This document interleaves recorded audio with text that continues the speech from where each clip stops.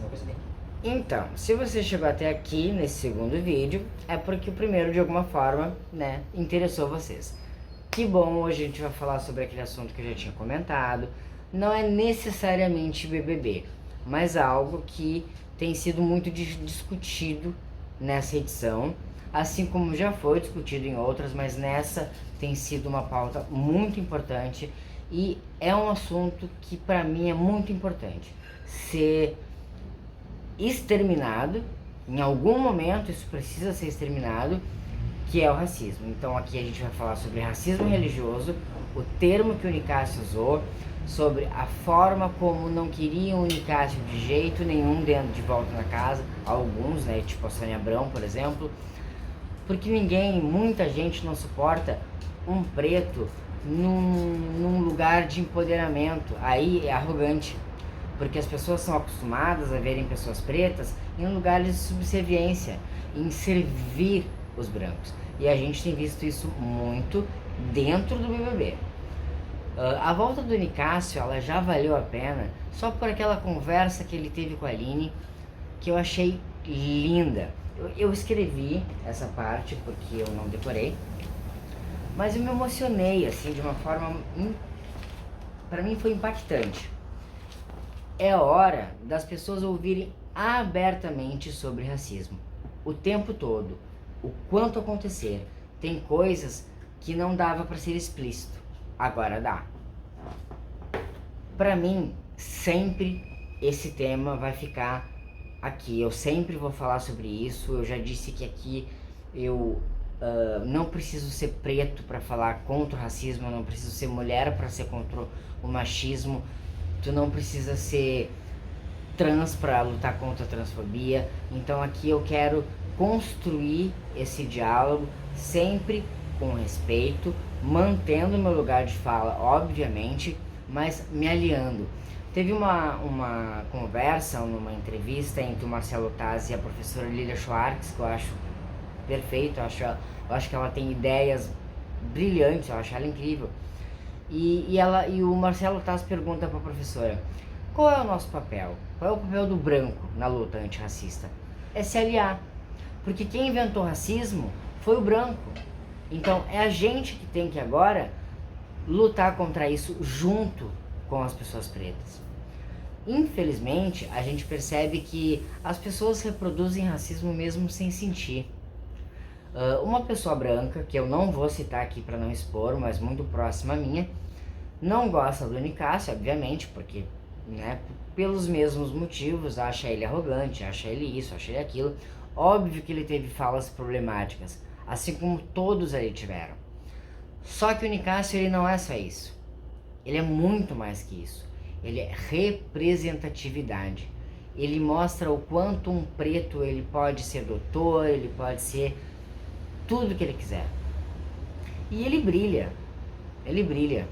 E aí eu quero comentar sobre aquele episódio absurdo.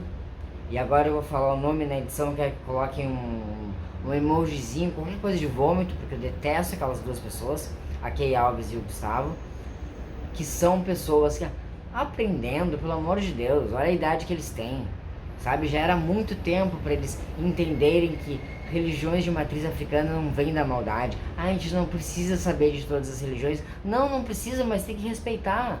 Tem que entender que vem do racismo.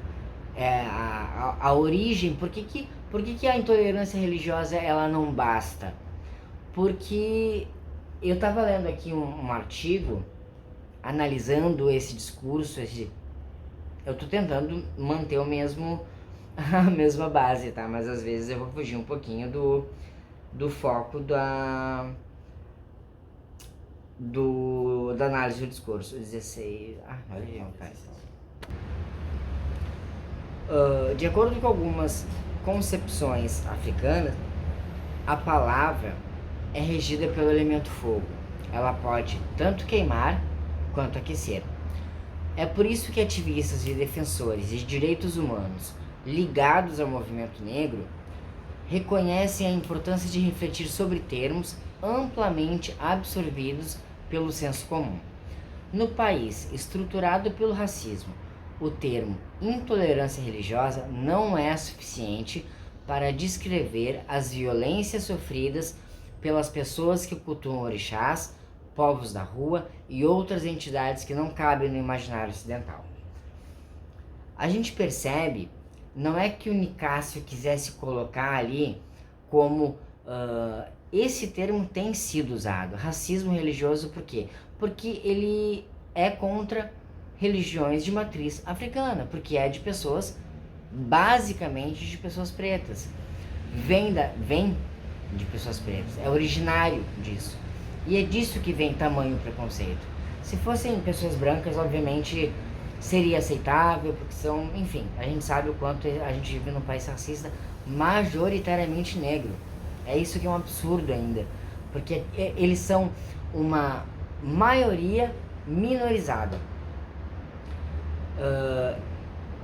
A Kay, ela manteve uma postura, e eu acho que o Vitor de Castro, um influenciador, ele falou, nunca faça isso.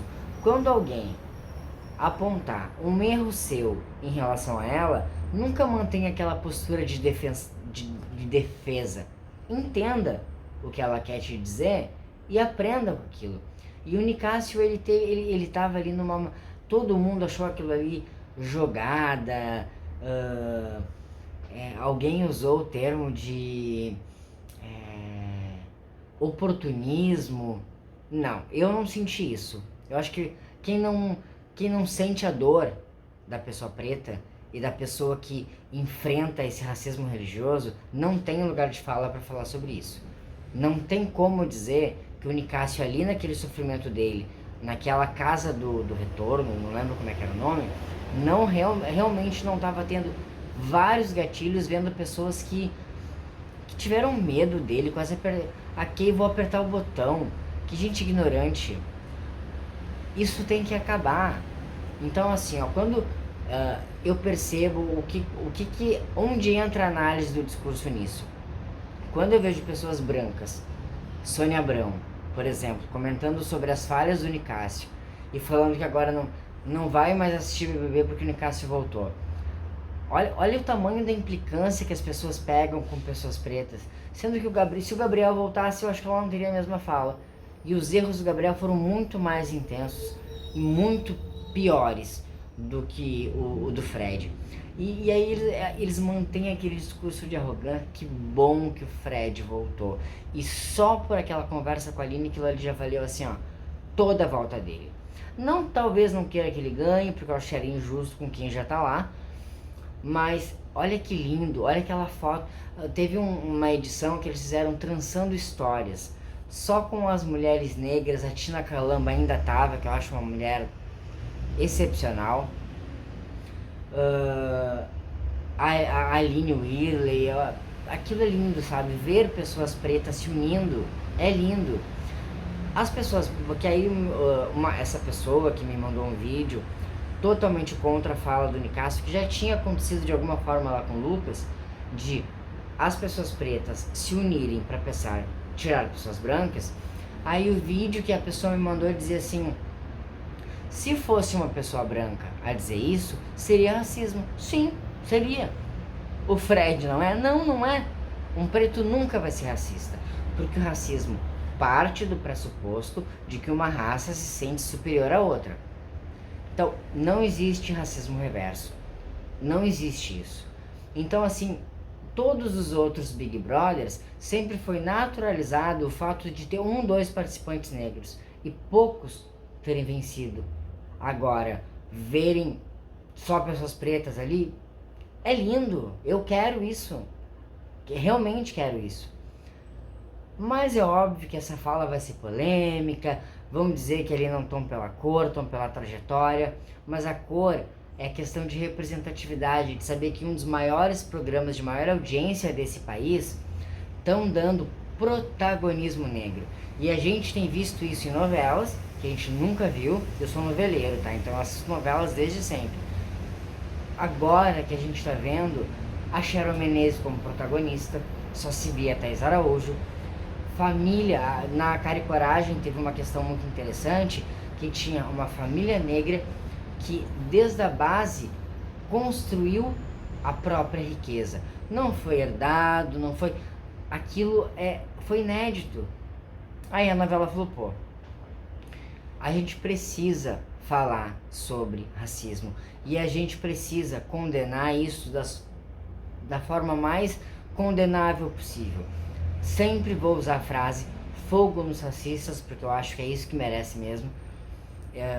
Enfim, a volta do Fred Nicásio eu acho maravilhosa. Eu acho que ele tá ali pra realmente escancarar, mostrar pra Aline fala, agora não é código mais. Agora vamos falar abertamente sobre o racismo interno dentro da casa e o racismo externo, porque é óbvio que a mão sempre pesa mais contra o negro do que contra o branco. Isso, gente, eu sei, repito mais uma vez, não é meu lugar de fala, mas eu não vou me isentar de falar sobre isso nunca, porque eu sou aliado dessa luta e eu quero estar de mão dada junto contra essa injustiça, porque não dá mais. Chega. Até a próxima.